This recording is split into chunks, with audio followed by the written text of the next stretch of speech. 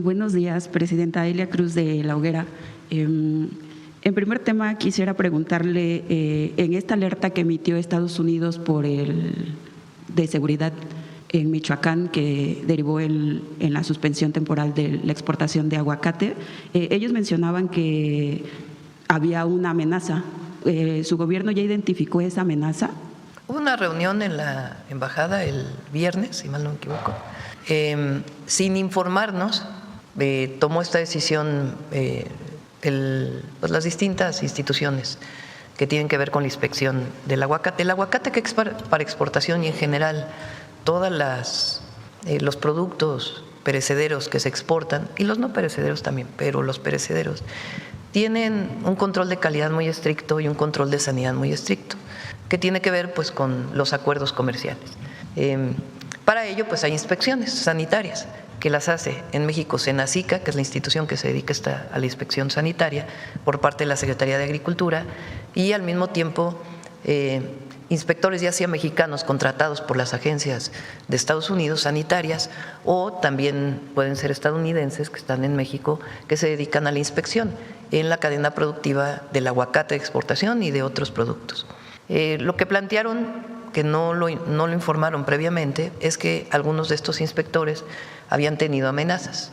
Yo me reuní con la asociación que se dedica donde están organizados todos los productores y empacadores de aguacate para exportación.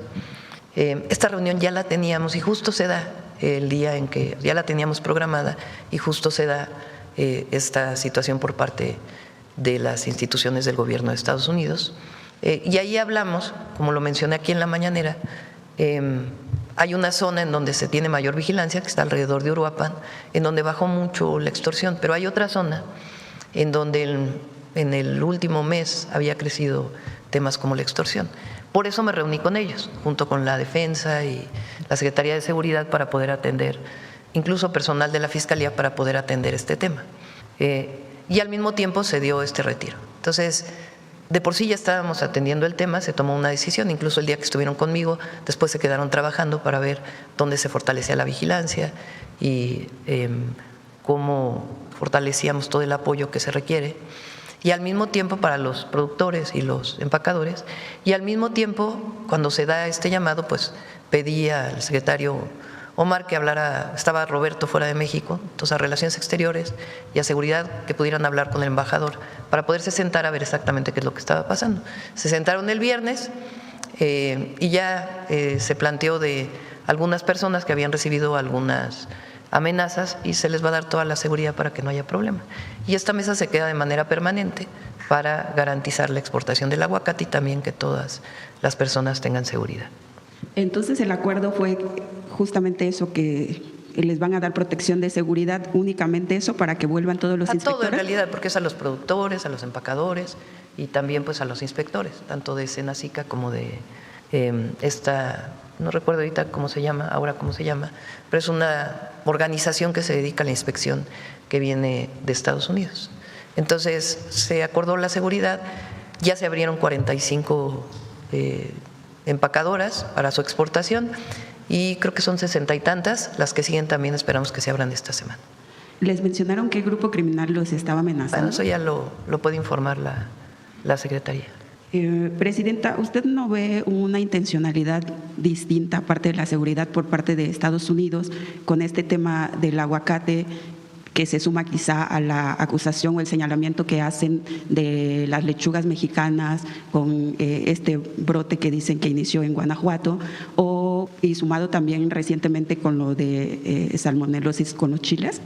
Esperemos que no, vamos a ponerlo así, y que en todo caso pues atendemos si es que hay algún problema. Pero ya explicó aquí la Secretaría de Salud que las lechugas mexicanas o las lechugas de esta empresa, de donde pudo haber brotado esta… Ciclospora. Sí, pero no es bacteria, es otra, este parásito. No venía de ahí, que ya se demostró que no venía de ahí. En el caso igual de los chiles serranos tampoco hasta ahora se ha presentado ningún problema. Entonces pues hay que dar la información y esperemos que no tenga ninguna otra intención. Gracias, Presidenta. En otro tema, quisiera preguntarle, ahora que regresó el canciller Roberto Velasco de Brasil, ¿ya tienen una fecha para la firma del acuerdo convenio con Petrobras y si se confirma que usted visitará Brasil. Me voy a reunir hoy con Roberto para platicarme. Estuvo en la reunión de seguridad en la mañana, pero ya no tuvimos oportunidad de ver exactamente qué es lo que está faltando para la firma del convenio con Petrobras y les informo en la semana. Ok, muchas gracias. En otro tema también quisiera preguntarle, la semana pasada usted mencionaba que la consejera jurídica iba a seguir manteniendo estas conversaciones con la CIR para ver, digamos, sus cuestionamientos acerca de los lineamientos de la ley de audiencias. ¿Su gobierno está abierto a hacer cambios en caso de que lo pidieran? Sí, y no solo la Cámara, también se han recibido de otras organizaciones o personas comentarios. Por eso esta consulta pública, para que se perfeccione el derecho de las audiencias. Y ese es el objetivo. Entonces, en la semana vendrá Luisa María para poder platicar de qué cambios, si es necesario, se harían a los lineamientos. ¿Estaría dispuesta quizás a ceder en el asunto de que tengan un defensor de las audiencias o del código de... Eso ya viene en la ley, eso no está discusión. En la ley ya viene el código de ética y el derecho de las audiencias a tener un defensor de audiencias en cada empresa televisora o de radiodifusión. Eso ya está en la ley. Incluso la Cámara estuvo de acuerdo con lo que se aprobó, la Cámara de la Industria de la Radio y la Televisión estuvo de acuerdo con lo que se aprobó, hubo discusiones incluso en el Congreso y estuvo de acuerdo con lo que se firmó o con el contenido de la ley, estuvieron de acuerdo. Ahora lo que está planteado es los lineamientos para que eso se cumpla. Entonces están a consulta pública y pues evidentemente es en el marco de lo que se aprobó en la ley. Finalmente, Presidenta, hace semanas usted ha anunciado junto al secretario de Infraestructura, Comunicaciones y Transporte, el director de Conagua, la inversión histórica que están haciendo en el oriente de la ciudad y el Estado de México.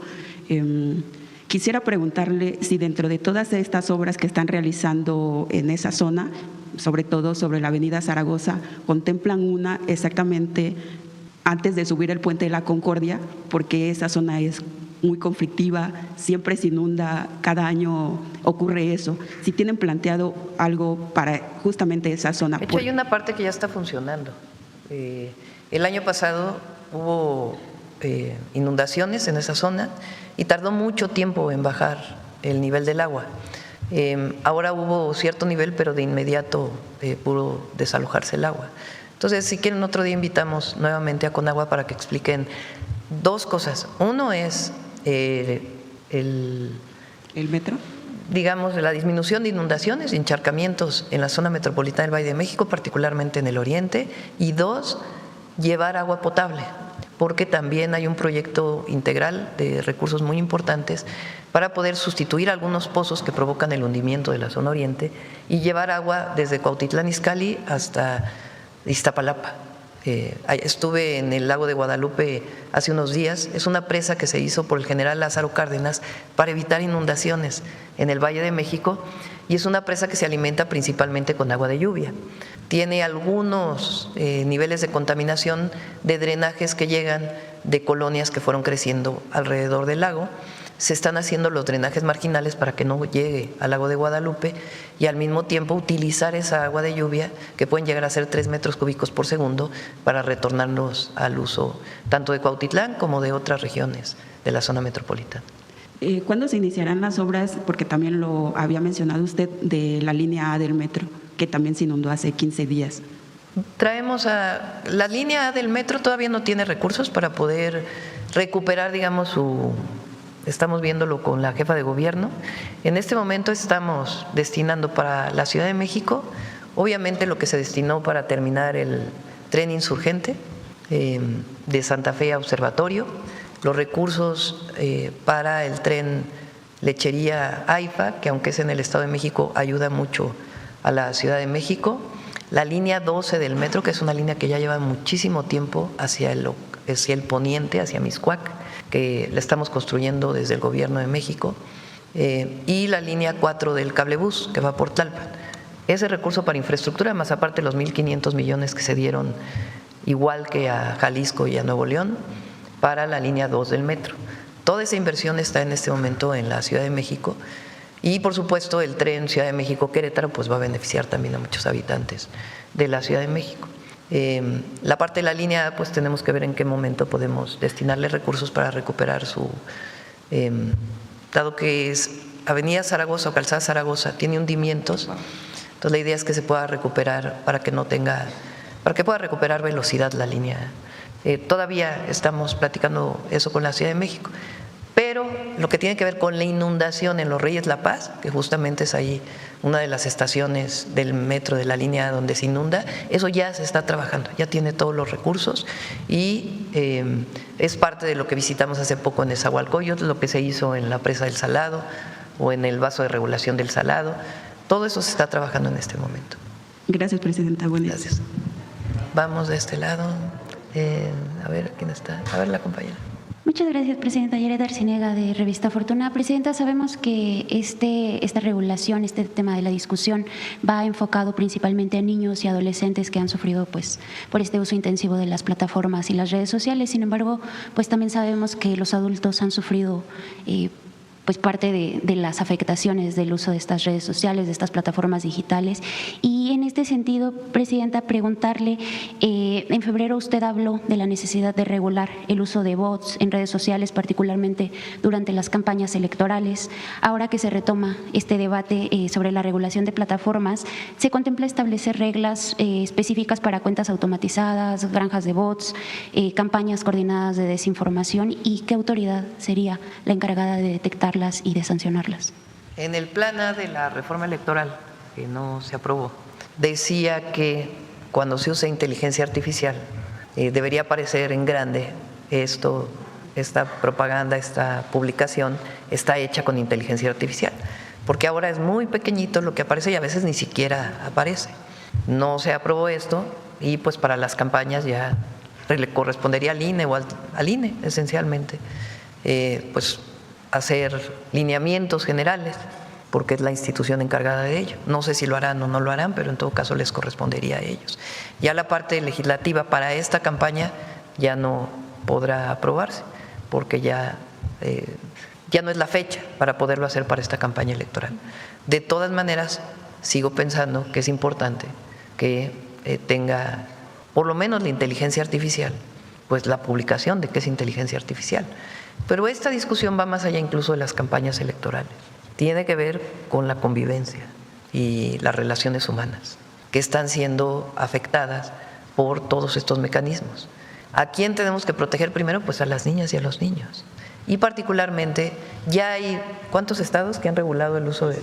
16 estados que ya lo pusieron en sus normas, que en la escuela no se pueden utilizar los celulares.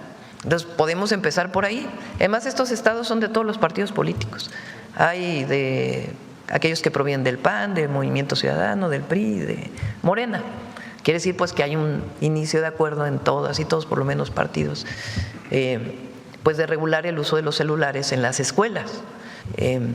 De todas maneras, a nosotros nos interesa que no solamente venga desde la autoridad, sino que mamás y papás sepan pues cuál es el impacto, y también los jóvenes y las niñas y los niños, del uso excesivo de los celulares, que hoy están pues cerca de 7 horas en el celular, 7 horas que no están haciendo otra cosa más que ver el celular.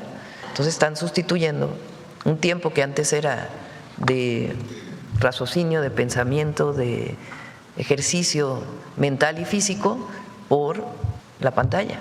Entonces es indispensable que sigamos hablando de esto.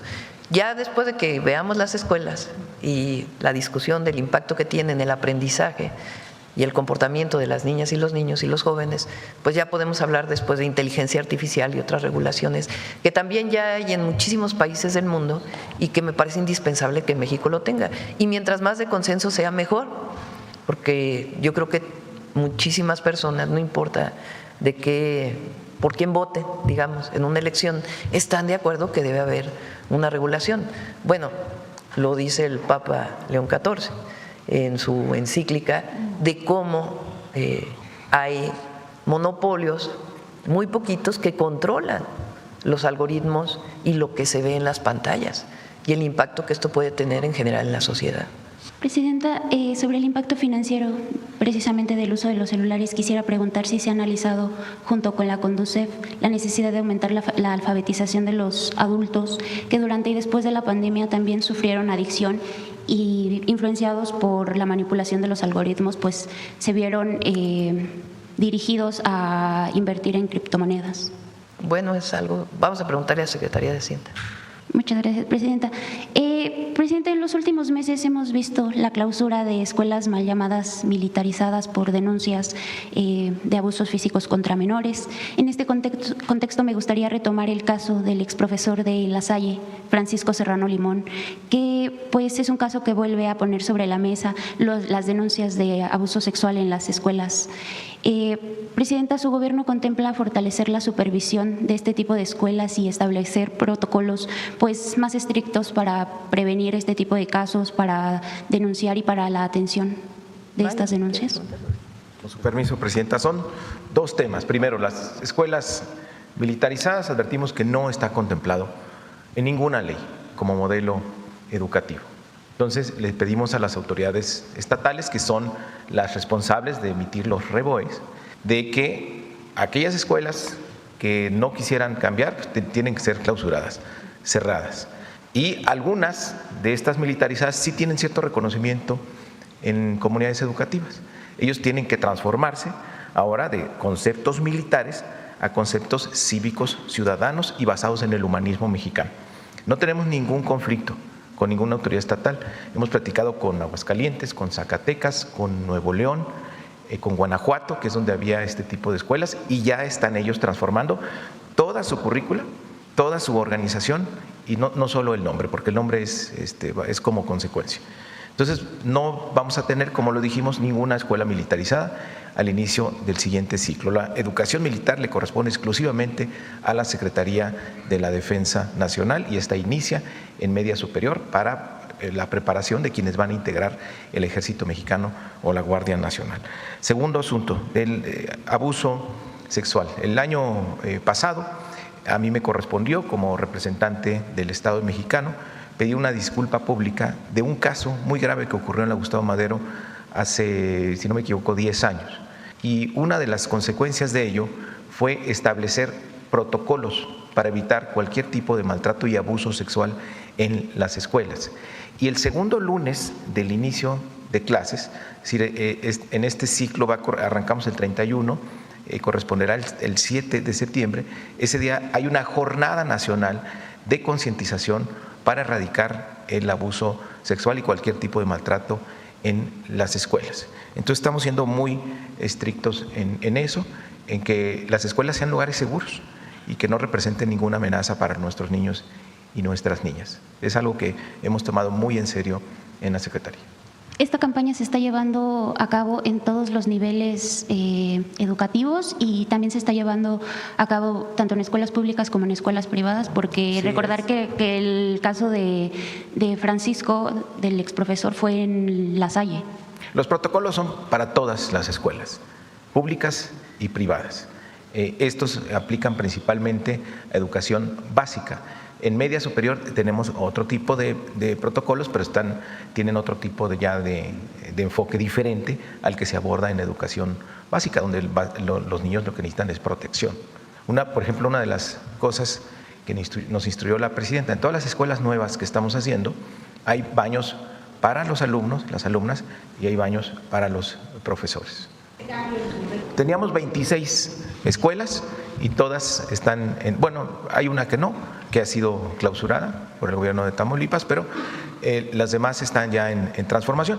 Hay un acompañamiento por parte de las autoridades estatales y también de nosotros para que logren esa transformación, porque pues, no queremos tampoco dejar sin opciones educativas a las y los jóvenes, sobre todo en aquellas que tienen cierto reconocimiento, pero sí valores cívicos, ciudadanos y el humanismo mexicano es lo que va a preservar, porque detrás de este concepto militar y aparentemente de disciplina, en algunos casos lo que había era abusos, era maltratos y era violencia. Entonces, ninguna escuela que bajo algún concepto disfrace este tipo de abusos y violencia no se va a permitir. Tenemos que proteger a los jóvenes y a los adolescentes, a los niños y a las niñas. Hay 26 escuelas en el país, básico y algunas en media superior también. Todas, hemos hablado con todas las autoridades, no tenemos ningún conflicto con ninguna. Se ha entendido que, digamos, esta fue pues escuelas que estuvieron al margen de la ley, pero ahora estamos poniendo orden en ello. Muchas gracias, secretario. Se lo pregunto también porque en este caso existen dudas sobre posibles conflictos de interés, presidenta. Hay un funcionario, Jorge Nader Curi, quien fue director de la Facultad de Derecho y posteriormente abogado general de la Universidad La Salle, es decir, tuvo responsabilidades jurídicas dentro de la institución cuando comenzaron a surgir estas denuncias contra Serrano Limón. Después, presidenta, integró el Consejo Ciudadano de la Ciudad de México y actualmente dirige el INACIPE. Preguntarle sobre esto, ¿considera necesario revisar la actuación de este funcionario durante las investigaciones y pues si fue adecuada o si existió algún conflicto de interés que pudiera haber afectado la confianza de las víctimas? Si quieres, te pediría que me des más información sobre este caso que interesa y me comprometo a hacer la investigación de qué pasó con todos los casos de investigaciones. Muchas gracias. Muchas gracias, presidenta. Buen día. Bueno, dos más, si quieren. A ver, la compañera. Gracias, presidenta. Celsin Juárez, de noticiasdefrente.com. Presidenta, en este debate de regular el uso de redes en México, en Estados Unidos, de acuerdo a una nueva encuesta, el 61% de los estadounidenses apoya una mayor supervisión de las empresas de redes sociales, pues exigen que estas empresas utilicen tecnología de verificación de la edad para evitar que adolescentes menores de 18 años abran alguna cuenta. ¿México se sumaría también esta exigencia a estas empresas? Es lo que tenemos que decidir. No hay una… Hasta ahora nuestro interés es las escuelas y después vamos a lo que sigue en una discusión. Todavía no tenemos nosotros una propuesta. Los expertos que estuvieron aquí la semana pasada, uno de ellos trabajó en una de estas empresas.